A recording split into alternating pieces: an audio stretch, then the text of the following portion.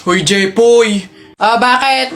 Alam mo, sabi sa akin ni Christian kahapon, takting yun, niyayabang ka ata nun eh. Ikaw daw yung kumuha ng mga itlog ng manok, tapos pinagbabato mo daw, papayag ka nun, tapos sabi sa akin nung isang araw, ikaw daw yung nagsulat ng bototoy dun sa kotse ni Kuya Eman. Papayag ka nun? Kung ako hindi ako papayag dun, sasapakin ko talaga yun. Sinabi niya yun? Nasaan yun? Panapok talaga sa akin yun. Ayun, Jepoy, niyayabaan ka pa na nung isang araw pa yan eh. Kung ako sa'yo, talaga sasapain ko yan. Yabang-yabang niyan sa'yo eh. Hoy, Christian! Bakit?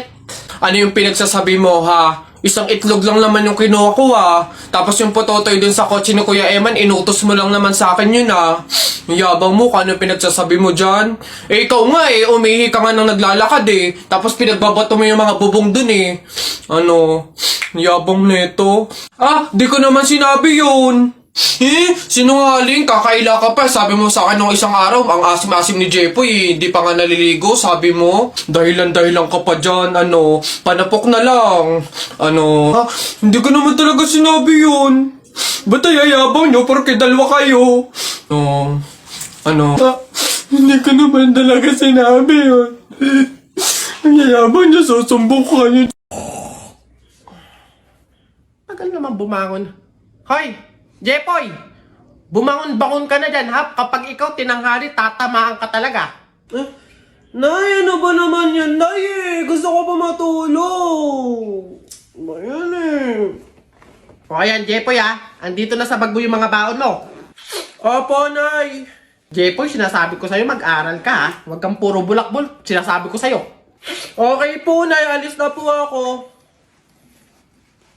Aking pagmamahal, sana na may maramdaman at ako...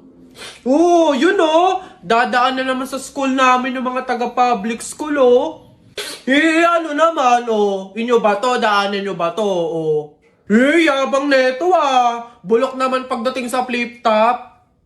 Anong bulok? Laban na lang, tara, Kaso ang daya mo, may mga kasama ka ako mag-isa lang. Oh, Jepoy!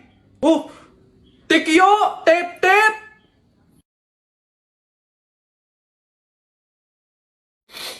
Ano meron dito, Jepoy? Inaano ka ng mga to? Naghahamon tong mga to ng flip-top Tara, support ka namin! Daming ebas na ito, tara na! Short mo, gold. Damit mo, gold. Sumbong kita sa nanay mo, nanonood ka ng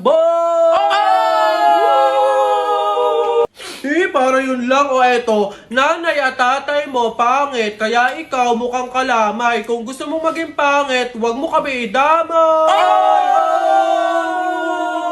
Baday mo, boy! Eto, nakita ko tatay mo nagbabasa ng science. Sinapak ko, nag-super science! Sus, nanay mo pangit, tatay mo pangit. Ano ka, exempted? Sus, utot mo. Eto. Nag-ring na. Pasok na kami. Bala ka na nga dyan. Magtutuos pa tayo, Jepoy. Wala pala kayo, Tiklo pala kayo sa ring ng bili,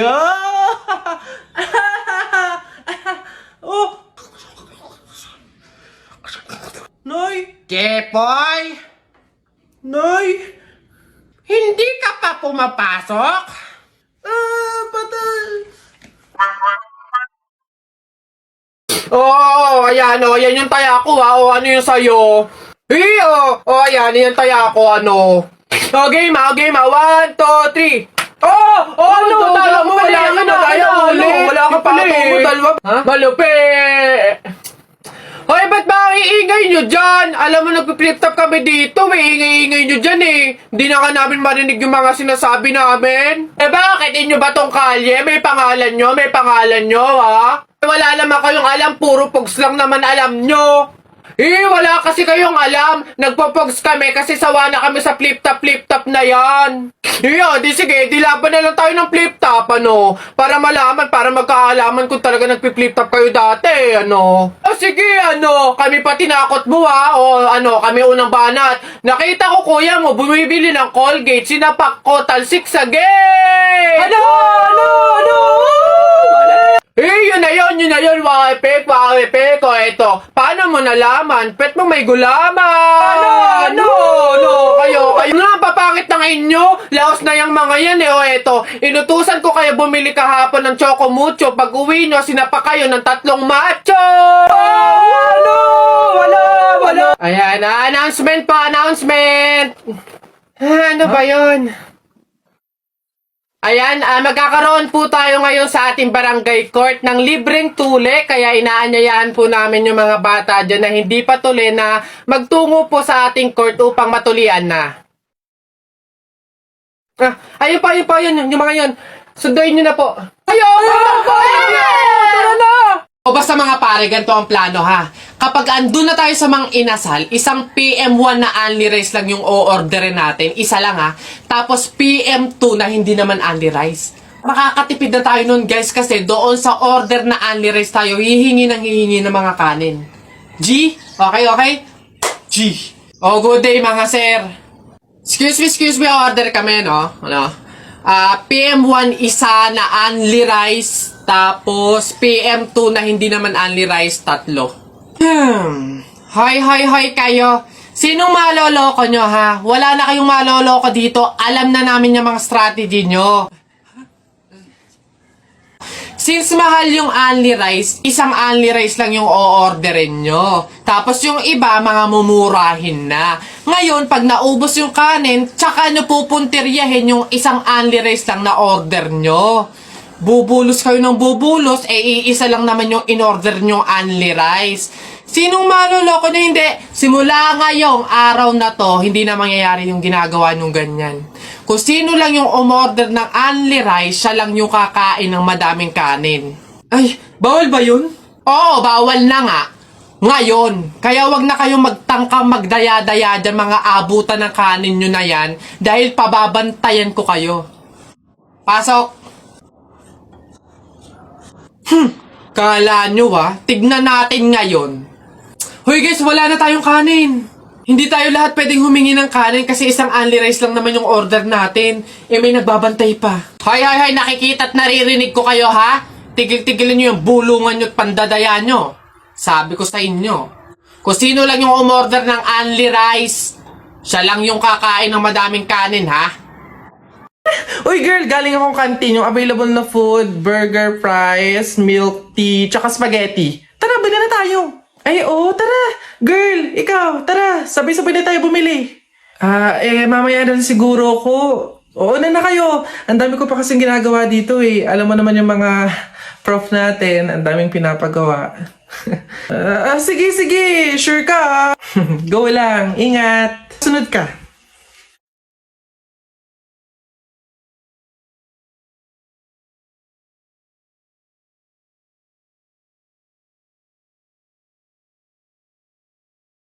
Excited na ako, babe. Oh, girl, sama ka? Tara!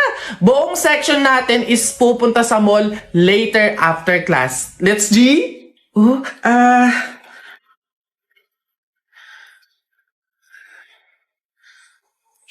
hindi to kakasya. Sakto lang to sa pamasahe ko eh. Pasensya na talaga. Next time na lang. Dami ko kasi talagang gagawin eh. Sayang naman. Masaya to for sure. Sorry talaga. Promise, next time babawi talaga ako. Uy, enjoy kayo ha. Okay class, so like what I said earlier, today yung deadline ng bayad sa tour. So, means, maniningil na ako, okay? Ma'am, Gcash ko na lang po yung sa akin. Alright, send mo na lang. Ma'am, sa akin po, cash. Here po. Okay, thank you. Iha, ikaw, nasan yung payment mo? Ma'am, baka po pwedeng sa 1 linggo ko na lang po ibigay. Ha? Di ba nga sabi ko, Iha, ngayon yung payment. Ngayon yung deadline ng bayad, maniningil na nga ako. Mag-1 linggo ka naman. Hindi pwede. Anak, walang-wala pa talaga ako sa ngayon eh. Hindi naman ako makautang sa mga kapitbahay natin kasi ang laki na din ng utang ko sa kanila. Ma'am, pasensya na po, hindi pa pala ako makakasama sa tour. May pupuntahan din po kasi kami eh.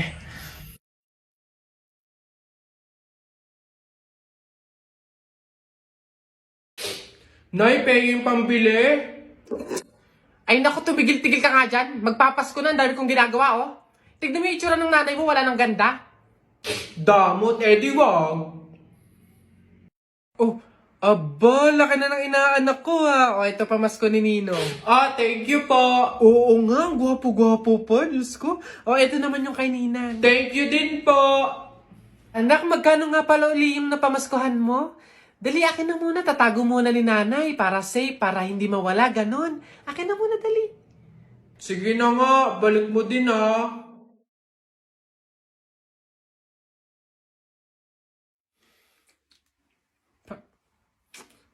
Ay, nasa na nga pala yung mga pera ko. Bibili pa ako ng mga lawan eh.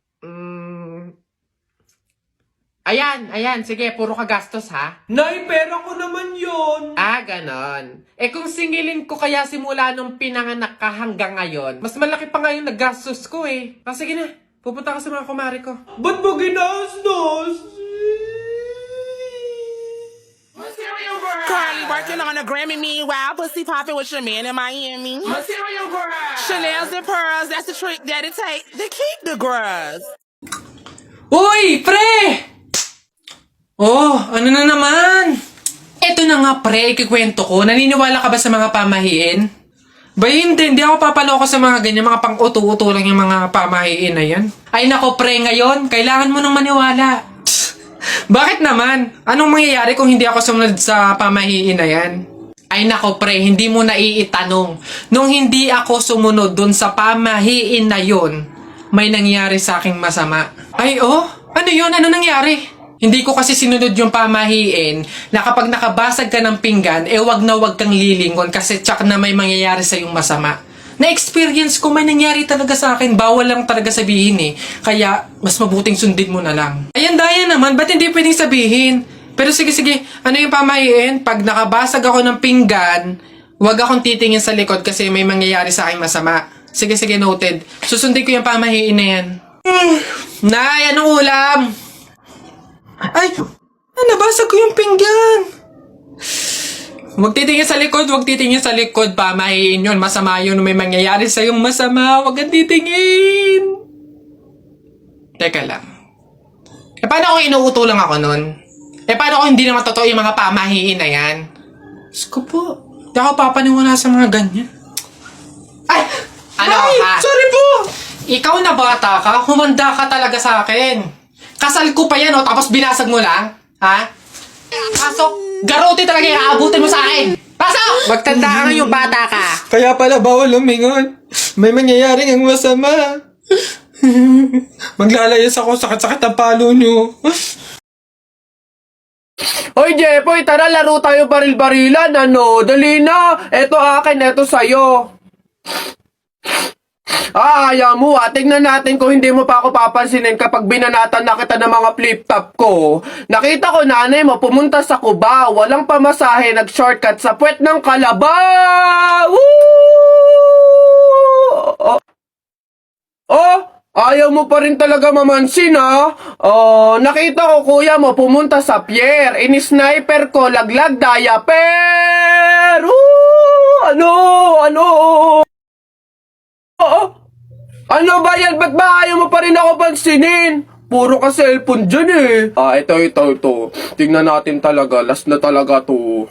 Hoy, Jepoy! Kumain ka ng biko. Para bukas, ikaw na bebe ko! Nung magagawa, laging natutulala, iyong malaka. Oh, kilig yan!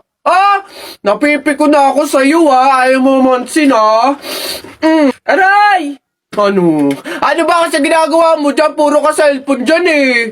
Siyempre, naghahanap ako ng pwedeng i-post ko dito sa Instagram kasi ang dami ko ng followers. Ay, kaya pala. Gusto ko din dumami yung Instagram followers ko. Paano ba yan, Jepoy? Basta balong ganito na lang gawin mo. Pumunta ka sa TikTok account ni Kuya Kenkoy, tapos click mo lang yung link doon sa bio niya. Ayun, doon mo malalaman kung paano dumami yung followers sa Instagram.